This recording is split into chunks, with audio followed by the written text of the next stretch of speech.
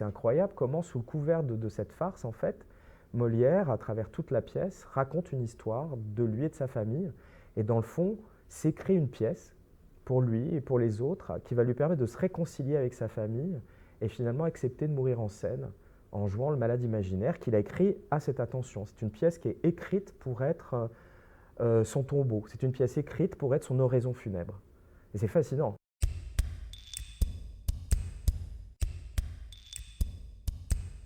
En travaillant avec la nouvelle promotion de l'école, promotion 11 qui venait d'arriver, en travaillant avec eux sur une des scènes du malade imaginaire, et sur Molière en général, mais sur une scène du malade imaginaire en particulier, je leur faisais retraverser ce que j'avais fait traverser à d'autres jeunes acteurs et actrices que j'avais rencontrés en 96 ou 97 dans le cadre d'une école à Paris où j'avais commencé à donner des cours.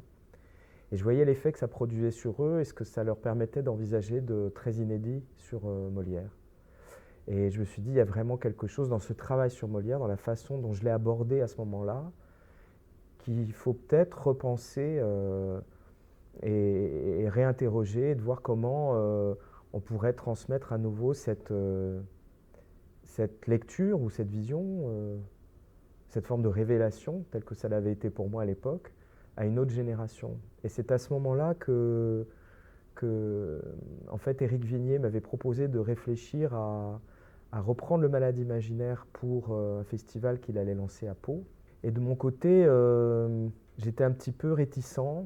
On sortait des longues périodes Covid. Et c'est vrai qu'on avait davantage envie de se projeter dans l'avenir que de revenir en arrière sur quelque chose qu'on avait déjà fait. Et en fait, ce qui vraiment a déclenché le désir de le reprendre, c'est le départ de la promotion 10. Et je me suis dit, mais en fait, c'est pas avec l'ancienne distribution qu'il faut le faire.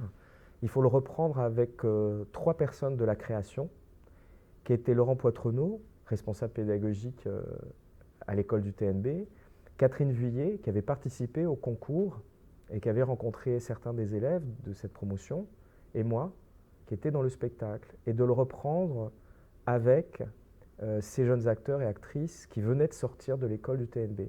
L'idée, je dirais, c'était vraiment ce moment-là, c'est-à-dire de penser à le faire non pas avec les acteurs du spectacle, mais d'organiser ce rapport de délégation entre des acteurs à l'origine du spectacle et de nouveaux acteurs qu'on avait formés.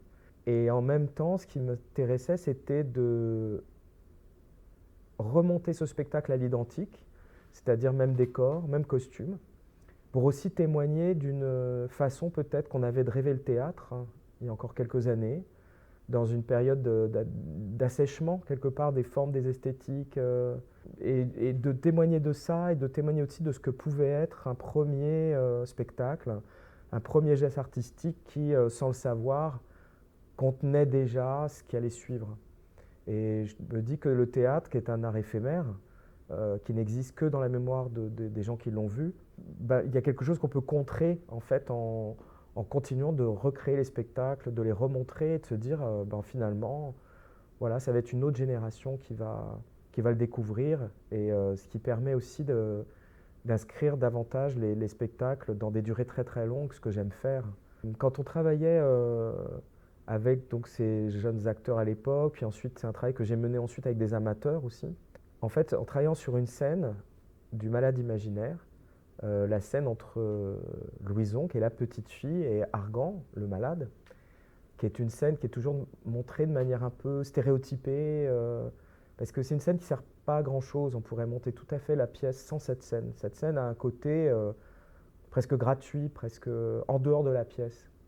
Et c'est ça qui m'intriguait, en me disant mais pourquoi en fait il a gardé en plein centre, en plein cœur justement de la pièce cette scène étrange. En fait en faisant un vrai travail de lecture, c'est-à-dire en essayant de se débarrasser des idées préconçues qu'on a ou du sens commun ou de ce qu'on croit qu'il y a toujours chez Molière, et en essayant de lire vraiment ce qui est écrit, on découvre, comme un palimpseste un peu, une scène où un homme essaye de mettre en scène une enfant qui refuse de jouer avec lui et qui va simuler la mort et en faisant croire qu'elle est morte, elle va faire pleurer son père. Et on a mis ça en scène, en fait, de manière un peu innocente. Un peu.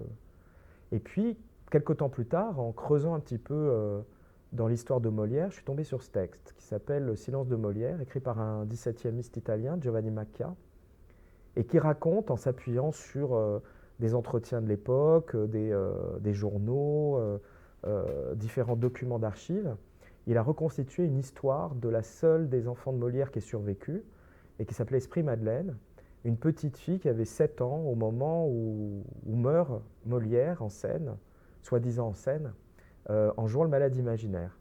Et en recoupant comme ça ces documents, il réalise que Molière avait écrit cette scène pour sa petite fille, Esprit Madeleine, et qu'elle avait refusé de jouer ce rôle, qu'elle a refusé de reprendre ce flambeau du théâtre qui était sur plusieurs générations dans la famille Béjart. Et je me suis dit, mais alors, si on voulait le raconter, les gens ne nous croiraient pas, donc autant intégrer, et on l'a fait sous forme de monologue, autant intégrer ce texte, Le silence de Molière, où Esprit Madeleine se raconte et raconte sa vie avec son père. Et je me suis dit, qu'est-ce qui se passerait si elle venait raconter cette histoire? Et parce que cette histoire est racontée, alors peut-être qu'elle peut enfin jouer avec son père cette scène qu'ils n'ont pas pu jouer ensemble de leur vivant. Et de raconter aussi comment le théâtre permet, 400 ans plus tard, à un père et sa fille de réaliser le rêve du père qui n'a pas pu se faire de leur vivant. Et c'est autour de ça que tourne le spectacle. Maintenant, je crois vraiment complètement que toute œuvre de théâtre relève de l'intime et de l'autobiographie. Mais à l'époque, je le découvrais. Et je me disais, c'est incroyable comment, sous le couvert de cette farce, en fait, Molière, à travers toute la pièce, raconte une histoire de lui et de sa famille. Et dans le fond, s'écrit une pièce pour lui et pour les autres qui va lui permettre de se réconcilier avec sa famille et finalement accepter de mourir en scène en jouant le malade imaginaire qu'il a écrit à cette attention. C'est une pièce qui est écrite pour être son tombeau. C'est une pièce écrite pour être son oraison funèbre. Et c'est fascinant. Et donc, c'est pas du tout une farce sur les médecins, ça va vraiment beaucoup plus loin. C'est comment un homme croit que le théâtre va le sauver et comprend qu'il ne se sauvera pas et que c'est quelque chose à opérer dans la réalité qui lui permettra de lâcher prise. Je crois vraiment que le théâtre, c'est cet endroit qui nous manque aujourd'hui dans la société. C'est à la fois un endroit de rituel, et quand je veux dire rituel, c'est-à-dire où les gens savent tous pourquoi ils viennent et qu'est-ce qui va s'y passer, et quel est l'effet de ce rituel dans ce temps de la représentation, et que ce rituel, ce dispositif du théâtre permet effectivement de se connecter à des choses qui sont tellement profondes et tellement importantes pour nous, mais que notre réalité ne nous laisse plus le temps d'explorer. C'est-à-dire notre rapport à la mort, notre rapport à l'amour, notre rapport à enfin, des choses très essentielles sur l'existence, dans le fond. Et on est submergé de discours, d'images, d'opinions. Et dans le fond, on prend plus ce temps, ce recul, que la philosophie ou la spiritualité ou, voilà, nous permettrait d'avoir. Et alors le théâtre, peut-être ce moment où une communauté se constitue, le temps d'une représentation pour être confrontée ouais, au sens de son existence. Et en effet, il y a quelque chose du théâtre qui permet en tout cas cette fluidité et cette circulation entre les mondes visibles et invisibles, entre les morts et les vivants, entre le réel et la fiction. Et je pense que c'est, sinon l'unique espace, c'est vraiment un des très très rares aujourd'hui qui nous permet d'éprouver ça et donc de se reconnecter avec ce qui fait de nous des êtres humains.